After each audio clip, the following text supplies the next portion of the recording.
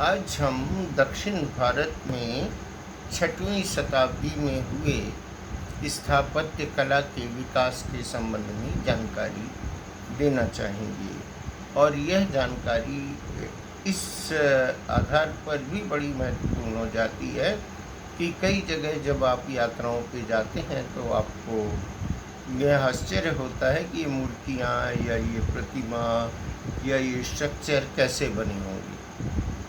तो अभी ज़्यादातर अगर आप दक्षिण भारत की यात्रा पे जाते हैं तो महाबलीपुरम आपकी यात्रा सूची में लिखा होता है। वर्तमान में कोविड में तो शायद ऐसा यात्रा का कोई संयोग नहीं बना होगा, लेकिन सामान्य रूप से अगर जब भी बनता है तो महाबलीपुरम एक ऐसा डेस्टिनेशन है जिसे आप देखना पसंद करेंगे। महाबलीपुरम बे ऑफ बंगाल के किनारे बसा हुआ एक ऐतिहासिक स्थान है और ये 6वीं शताब्दी से इसमें जो मूर्ति कला, चित्रकला नहीं कहेंगे, स्थापत्य कला का जो विकास हुआ है वो हुआ है पल्लव वंश के राजाओं के सहयोग से।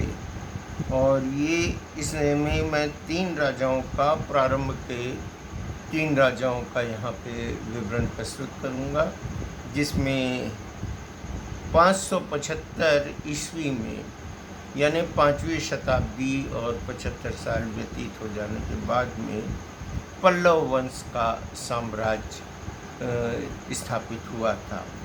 और ये साम्राज्य जो था ये आंध्र प्रदेश के दक्षिणी भाग में और कहिए तमिलनाडु के संपूर्ण तमिलनाडु और खासकर उत्तरी भाग तक विस्तारित था। कुल मिला के ये जो साम्राज्य था एक भरा पूरा साम्राज्य था और इसमें कोई शक नहीं कि जो इसके स्थापना करने वाले राजा रहे होंगे वो बड़े ही ज़्यादा उद्यमशील रहे होंगे, तभी उन्होंने ऐसी स्थापत्य कलाओं का विकास कराया। यहाँ मैं जिन स्ट्रक्चर्स की बात करना चाहता हूँ उनमें सबसे महत्वपूर्ण है उनके जो निर्माण करने वालों की कला का जिक्र पहले करना उचित होगा। उस दौर में रोजगार का सबसे बड़ा संसाधन या साधन जो था वो मूर्ति कला या इसका स्ट्रक्चर्स की डिज़ाइन करना था। और स्ट्रक्चर्स भी जो हैं वो 4 तरह के हुआ करते थे। एक है जो ढांचा बनता था कट इन और एक कट आउट। अब इसके बाद में एक स्ट्रक्चरल क्रिएशन और बास रिलीफ, ये 4 भागों में किसी भी संरचना का निर्माण किया जाता था। अच्छा, सबसे आश्चर्य की बात यह है कि आप जब अपना मकान बनाते हैं तो शुरुआत करते हैं बुनियाद से, लेकिन जो मंदिर है महाबलीपुरम के और जिसे बनाया है महेंद्र वर्मन के बाद नरसिंहवर्मन जी ने, 630 से 668 ईस्वी में इनका शासनकाल रहा।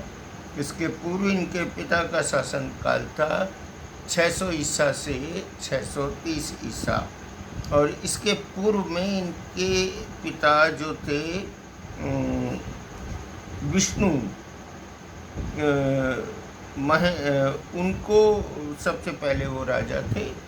तो उन राजा साहब का जो ये 2 संतानें हैं, इन्होंने ऐसे आर्किटेक्चर्स को बनवाया था। अब सोचिए आप कि इसका निर्माण करने में किसी भी तरह की बुनियादों की ज़रूरत नहीं पड़ी। अब बुनियादों की ज़रूरत नहीं पड़ी तो फिर ये मंदिर वहाँ पे स्थापित कैसे हुए? ये आपके दिमाग में प्रश्न उठ रहा होगा और उठना भी चाहिए। वास्तव में इन मंदिरों का निर्माण जो हुआ है वो एक तरह से एक बहुत बड़ी चट्टान पर हुआ है और इसे काटना ऊपर से प्रारंभ करके नीचे तक काटा गया है। अब सिर्फ चट्टानों को तोड़ देने से मंदिर बनते हैं क्या? इसका मतलब है उस काल के जो कारीगर थे वो इतने एक्सपर्ट थे कि वो एक इंजीनियर की तरह काम करते थे। अब कोई भी खंबा अगर बनना है या कोई किसी स्ट्रक्चर में बीच में एक कट बनाना है, उसकी भी दूरियां अगर उसके आधार और उसके छत से अगर हम जोड़ के रखते हैं तो उसमें बैलेंस होना बहुत ज़रूरी है। उसमें एक जो मैंने एक बड़ा रथ देखा था, उसमें जब मैं महाबलीपुरम की यात्रा पे गया था, मैं वीडियो में भी उसके चित्र डालता हूँ, तो उस रथ में अगर उन खम्भों को अनियमित ढंग से बनाया जाता तो वो कभी भी शेष न बचते। तो इसका मतलब है साफ साफ कि तब के शिल्पकार सिविल इंजीनियर भी हुआ करते थे। अंदाज लगाइए कि ये एक इंजीनियरिंग वर्क है। कटिंग अपनी जगह ठीक है, लेकिन आप अगर एक पाया कमज़ोर बनाएंगे तो भले ही छत उसकी स्थायी रूप से स्थापित बनी रहे, लेकिन वो ढांचा जो है वो टूट के गिर सकता है। उसका जो खंभा है, जो स्तंभ है, उसे आराम से कोई भी सुनामी, क्योंकि बे ऑफ बंगाल में के तट पर यह निर्माण हुआ है महाबलीपुरम में, तो निश्चित तौर पे सब कुछ संभव था। अब 6वीं शताब्दी से 7वीं शताब्दी तक कितना सारा तूफान आए होंगे और सुनामियाँ आई होंगी। 2 सुनामियाँ तो हम खुद ही देख चुके हैं। इसके बावजूद इन स्ट्रक्चर्स को किसी भी तरह का नुकसान नहीं हुआ है। तो आप समझिए कि इन चारों प्रकार के जो स्ट्रक्चर का निर्माण की कला जानने वाले उन कारीगरों की कल्पना कीजिए। वो इंजीनियर भी थे और कुशल कलाकार भी थे। जो बॉस रिलीफ पेंटिंग होती है वो क्षमा करेंगे, वो स्ट्रक्चर होते हैं, वो स्ट्रक्चर जो हैं वो पत्थर के ऊपर नक्काशी उसमें होती है। तो जो अर्जुन रथ है, एक रथ है उसमें धर्मराज का यानी युधिष्ठिर का, और फिर अर्जुन का है, भीम का है, नकुल सहदेव के हैं, और द्रौपदी का एक अलग चैरियट है, रथ है। इन 5 रथों का नकुल सहदेव का जो रथ है वो संयुक्त रूप से, और ये 5 रथों का जो निर्माण किया है वो एक बड़े चट्टान यानी हो सकता है पूरे पहाड़ को कट किया गया होगा, और उसको कट करने के बाद में उसमें रथ रूपी मंदिरों का निर्माण किया गया। और ये पूरी कहानी सिमटती है 600 ईस्वी से 668 ईस्वी के तक, और उसके बाद बहुत सारे परिवर्तन आए हैं। पल्लव वंश आगे भी चला है, और जैसा मैंने आपको बताया कि उसके जो संस्थापक राजा थे सिंह विष्णु जो थे, उन्होंने भी किसी के अधीनस्थ राजा हुआ करते थे, और उन्होंने ही अपने आप को स्वतंत्र घोषित करके पल्लव वंश की स्थापना की। और ऐसी भी मान्यता है कि उसके पहले उनके पिताजी ने जो है किसी के अधीनस्थ काम किया है, और बाद में स्वतंत्र राष्ट्र घोषित करते हुए उन्होंने चोल, चालुक्य इत्यादि राजाओं से युद्ध किया और उन्हें अपने अधीनस्थ कर लिया था।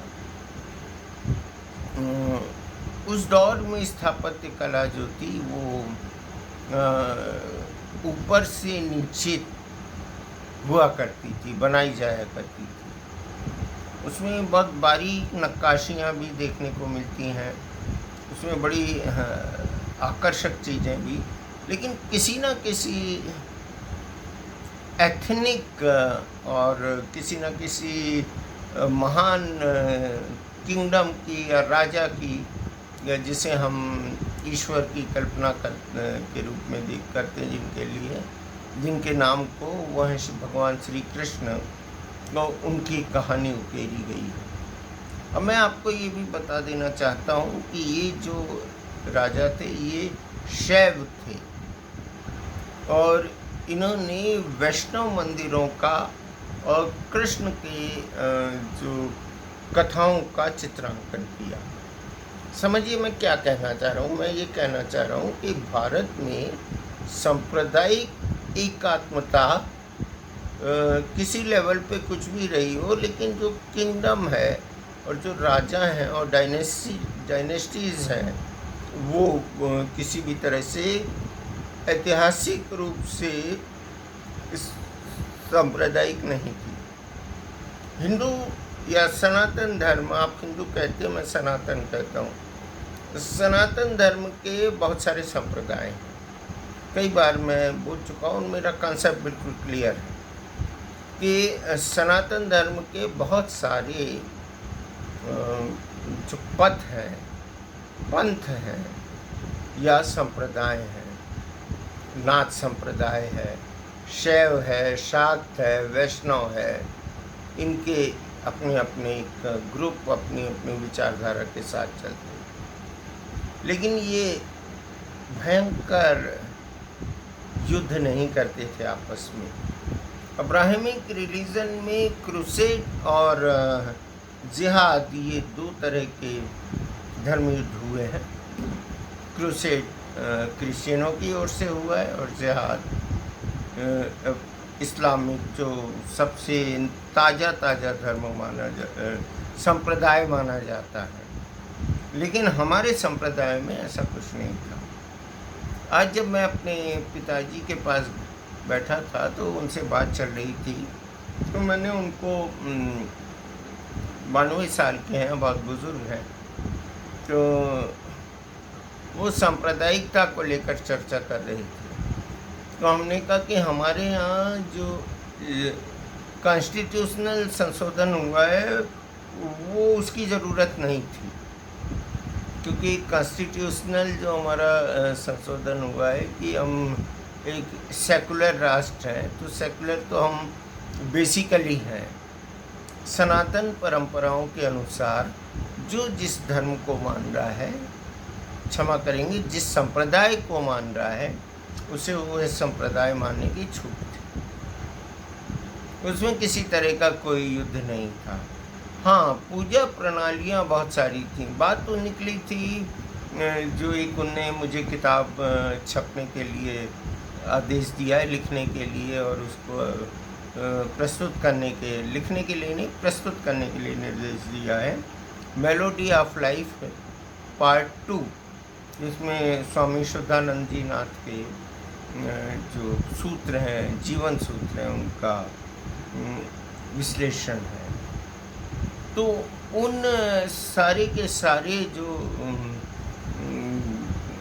कॉन्सेप्ट को उन्होंने बताते हुए कहा है कि वो पूजा पद्धतियों को भी आप लिख लें। तो हमने कहा बाबू जी ऐसा है कि आदि गुरु शंकराचार्य ने और स्वामी शुद्धानंद नाथ जी ने एक सी पूजा प्रणाली की वकालत की है। पहले आदि गुरु ने कर दी, स्वामी जी ने उसी को एज इट इज़ अडॉप्ट किया है, जिसमें गणेश वंदना, गुरु वंदना, मातृ पूजा और सारी चीज़। और फिर मैं धीरे से उनको उठा के पूजा गृह में ले गया और मैंने कहा वो पीला सिंहासन देखिए। पीले सिंहासन में आपने जो पीतल का सिंहासन है उसमें शिव का लिंग भी, शिवलिंग भी रखा गया है। उसमें गणेश की प्रतिमा भी है, लक्ष्मी की भी है और विष्णु की भी है। बाल मुकुंद यानी वो छोटे से घुटनों पे चलते हुए कृष्ण की भी प्रतिमा है। और पीछे कहीं राम दरबार की फ़ोटो भी है और बड़ा सिंहासन कई जगह होता है कई घरों में, तो वहाँ राम दरबार की पीतल की प्रतिमा भी रखते हैं। तो हमने कहा बहुत सारे जो सेगमेंट थे उनको रोक लिया, इकट्ठा कर दिया गया और उसको एक अमलगमेट करके, माने इंटीग्रेट करके एक पूजा प्रणाली का संदेश आदि गुरु ने दिया था। हम विषय से थोड़ा सा अलग जानबूझ के हो गए, तो हम ये बता रहे थे स्थापत्य कला के अंतर्गत कि इस पूरी कला की दो विशेषताएं थी। एक तो यह कि उस समय जो राजवंश हुआ करते थे, वो राजवंश किसी भी तरह से आपस में सांप्रदायिक रूप से व्यवहार के लिए जनता को सजग करते थे कि वो युद्ध ना करें आपस में विचारधाराओं के कारण। जबकि आज देखिए कि स्थिति क्या है। आज जो माओवाद है, माओवाद का जंगली संस्करण और उसका पोषक अर्बन माओवाद जो है, अर्बन नक्सलाइट्स, इनका पोषण ये करता है, उनका पोषण, और वो इनके एजेंडे को आगे बढ़ाता है, मतलब अर्बन नक्सलाइट्स के एजेंडे को। और ये इम्पोर्टेड विचारधारा है। लेकिन हमारी मौलिक विचारधारा कहती है कि नहीं, हम सब एकात्मता के भाव से रहेंगे, हम सब आपस में मिल के रहेंगे। और शैव, वैष्णव, शाक्त, गणेश की परंपरा को मानने वाले, वैदिक धर्म को मानने वाले, शुद्ध रूप से वैदिक धर्म को मानने वाले, इसके अलावा नाथ संप्रदाय को मानने वाले, ऐसे सारे के सारे लोग एकात्मता में हैं, उनमें आपस में कहीं कोई युद्ध नहीं है। ये बताना चाह रहा था। दूसरी जो सबसे महत्वपूर्ण बात है वो मैं बताना चाह रहा हूँ कि जो हमारे कलाकार थे उस दौर के, बड़े केवल कलाकार नहीं थे, वो एक तरह से सिविल इंजीनियर्स भी थे और अव्वल दर्जे के। आज आप किसी सिविल इंजीनियर से कह दो तो वो पहले गूगल रेफ़र करेगा, मैंने अक्सर देखा है। हाँ, कुछ क्रिएटिव बच्चे हैं जो कि अपना कंस्ट्रक्शन करते हैं, लेकिन वो भी गूगल का सहारा लेते हैं। तब जबकि ना तो इंटरनेट था, ना ही गूगल जैसी कोई व्यवस्था थी, वो कैसे मानसिक रूप से कैलकुलेशन करते होंगे और किस तरह से वो स्ट्रक्चर्स को बनाते होंगे और कितना उसमें ग्रेविटी का ध्यान रखते होंगे, कितना लंबाई, चौड़ाई, नाप, जोख, ये सारी चीज़ें करते थे। तो ये वो जो शिल्पकार थे वो सिर्फ शिल्पकार नहीं थे, वो सिविल इंजीनियर भी थे। और मैं आपको ये भी एक चीज़ बताना चाहता हूँ कि जो उस दौर में जिस टेक्नोलॉजी का उपयोग किया जाता रहा होगा वो ब्रह्मास्त्र टेक्नोलॉजी थी। तो ब्रह्मास्त्र भी कहा जाता है और ब्रह्मास्त्र अस्त्र कहते हैं कि इस अस्त्र से पत्थर को पिघलाया जा सकता है, यानी अगर इसका प्रयोग किया जाए तो पत्थर जो है वो पिघल सकता है या टूट सकता है, ख़त्म हो सकता है उसका अस्तित्व। तो ये था आज का हमारा चिंतन। और जो मोनोलिथिक स्ट्रक्चर जो हुआ करते थे उस पर मैंने आज चर्चा की आपसे, और इसके लिए आप ज़रूर देखें। अगर आप भारत को देखना चाहते हैं तो महाबलीपुरम को ज़रूर देखें।